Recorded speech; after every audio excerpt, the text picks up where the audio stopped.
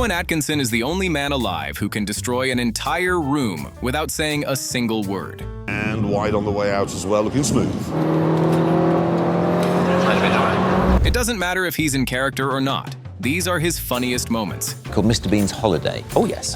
In which Mr. Bean... You're so casual about that. I did a film called Mr. Bean's. Wow. Well, because he'd look like an even bigger knob if he said, oh, well, of course you all know Mr. Bean's Holiday. You know, Yeah, exactly. so it's I'm trying to reduce my knob quotient.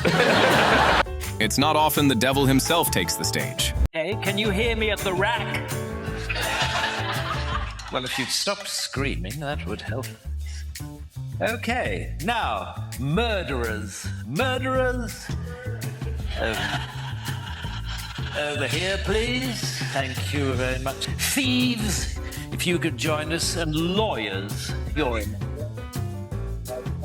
But when he does, he turns out to be remarkably polite about eternal damnation. Do you remember that night? Yes, I certainly remember the night. It was a one-off. It was a one-night review, and I was asked if I wanted to do something, and I couldn't think of anything, and just stood in front of a mirror, to be honest, and I just started pulling faces, I mean, for want of a better term, and I just sort of, was doing this. And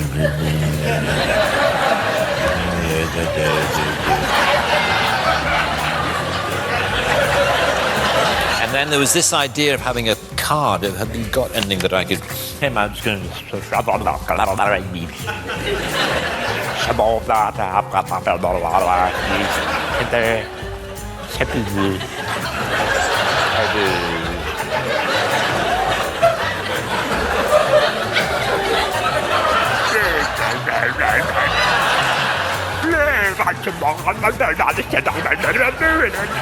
Anyway, it was something like that.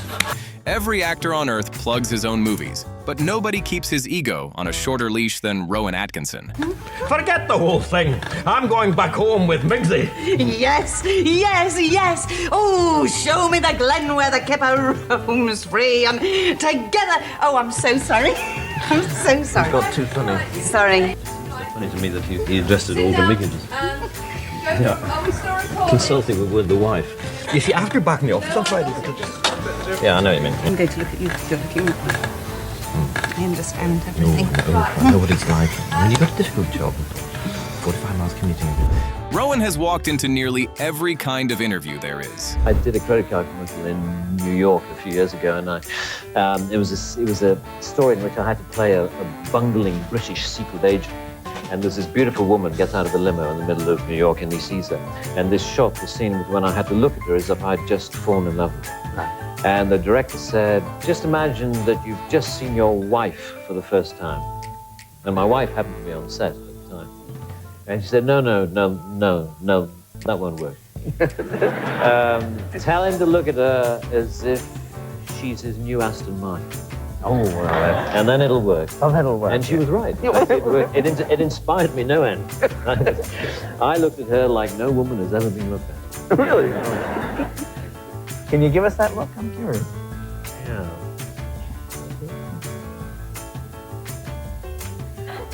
The ones where Mr. Bean does the talking are on another level entirely. I was based actually on a visit, on a holiday in Venice that I had in 1985, quite a long time ago. Wouldn't it be fun, because I had already started exploring just doing purely visual comedy. I'd explored it on stage, and I was interested in trying to put visual comedy through the character of Mr. Bean on TV. And so that's where it started. Well, the first ones we did were in 1988, 89, and then it sort of grew from there, and now we've got this... Weird, it's like it's got its own life. Being one of the most recognizable faces on Earth sounds like a dream. It came with a catch. That was really good, thank you. This side or this side? Right, how do you want to sit down? No, I'll get behind you. I see, I just sit here and you don't have to do anything. Okay. Coming up on Sunrise this morning, we meet the lovely Mr. Rowan Atkinson. We talk about Mr. Bean's holiday, and all you have to say is, if you miss it, you miss out. Simple as that. You ready? Right, okay. I'm good at this. Good, okay. How interesting. Morning, Neil Sean here on Sunrise. A man who needs no introduction, Mr. Rowan Atkinson, and we talk about Mr. Bean's holiday. Remember though, Rowan? That's all right. If you miss it, you miss out. Do you mind doing that again? Yeah, okay. Morning, Neil. Sean here on Sunrise. This morning we meet Mr. Rowan Atkinson and we talk all about Mr. Bean's holiday. Remember though, Rowan? What? If you miss it, you miss out. Oh, yes. Don't miss Rowan Atkinson. Everyone loves Mr. Bean, but nobody rates him lower than the man who plays him. I remember early on in the life of Mr. Bean getting lots of letters from people saying, oh, I'd love to have dinner with Mr. Bean. How hilarious that would be. He's a very, very selfish individual. He's a child. I love your work, I have to say, but the thing that I loved the most, Blackadder. Oh, right, good. Elizabethan Blackadder. Right. You became a sex symbol because of that. Oh, pish. No, it's not oh, pish. It's true. Look, it was yes. It was just the whole persona, and you really suited the outfit. I have to say. Yeah, that costume. Yeah, sadly, I haven't had occasion to wear. The Blackadder cast thought they'd seen every character Rowan had in him. They were about to find out just how strange his Scottish brother could get. Start with a quote that I read from you. It says, the problem with talk shows is that you're supposed to amuse. I generally rely on being interesting rather than funny. They just want people with wacky stories about airports, and I haven't really got any. How true. It's true. How true. I haven't. So how was Kastrup Airport? No, I have no stories. No. I'm always rather confused, as I think I know you are, about whether I'm a comedian or whether I'm an actor. No. You know, or whether I'm not an actor. confused at all. You're not confused No. at all? Oh, well, I'll stop talking. I know you're boring now, and I know you will consider... Exactly. Do we not... Let's just say sitting across from Mr. Bean is the easy part. Competing against him on his own terms is not. I'm sure the first question that everybody would like to ask you is this. Funny name, Elton. How did you come by it? Well, I used to be in a band, and I wanted to become a singer in my own right, and I wanted to choose a name, and the saxophone player in the band was called Elton, so I chose that name. Hmm? Did you ever consider John Elton?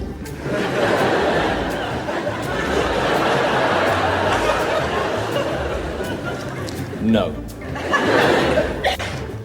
You didn't? Okay.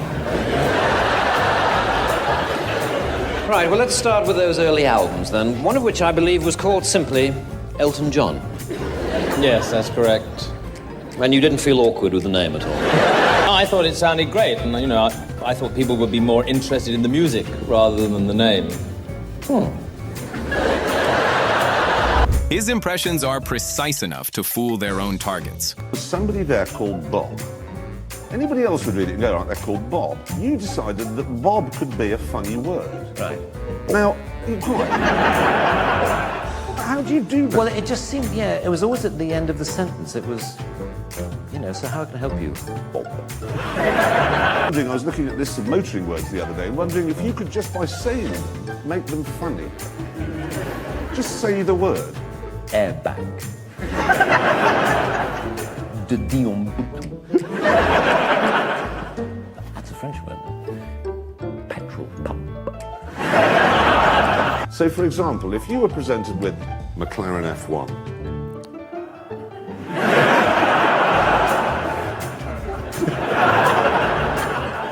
think of another one. The imperiousness one gets from a Range Rover.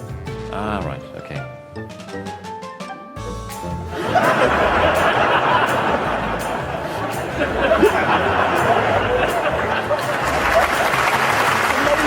Every so often, one flies straight over the victim's head. What first interested you in the bee world, Mr. Brundle? Well, even as a child, I used to... Shh. I'm sorry, shouldn't I have said that? No, of course you should. Pay no attention, please. When I say shh, it's just a nervous mannerism I picked up. If I want you to keep quiet, I will say shush. You were saying? Every convincing on-screen romance has to start somewhere.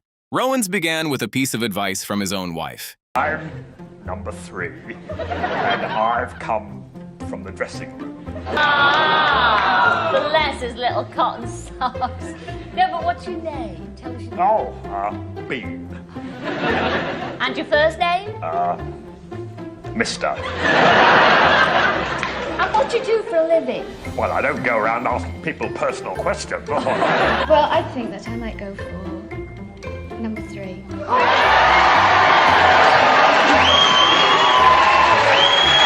He can fake falling in love on command.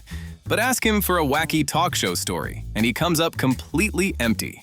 All super agents are known for their powers of seduction. Have you learnt any new pickup lines? New pickup lines in this movie? No. No, I never knew any before, and I don't know any now. No. One morning show handed Rowan a single line to read on camera. He was about to find out just how long one sentence can take. I would love to hear the phrase, "Where have you been?" more often, actually. I mean, I think...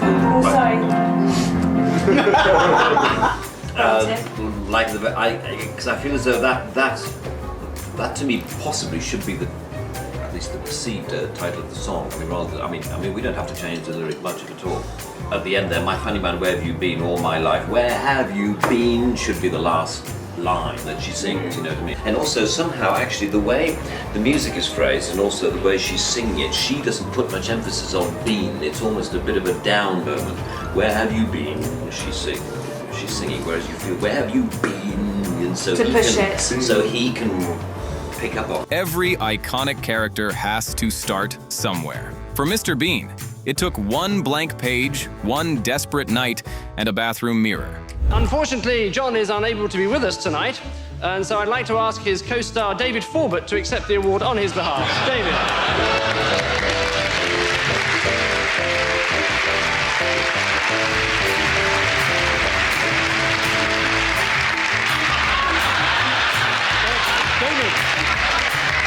David, perhaps you'd like to say a few words, David. John cannot unfortunately accept it himself because he is in Hollywood, starring in his first major film role with Meryl Streep. I am, however, not in Hollywood, not having been offered even a minor role in an 8mm pornographic movie. So what is it that Johnny has got that makes him stand apart from other actors of his generation? Well, I think we all know the answer to that one. Syphilis. Put Rowan Atkinson and John Cleese in one room, and even a serious conversation about bees doesn't stand a chance.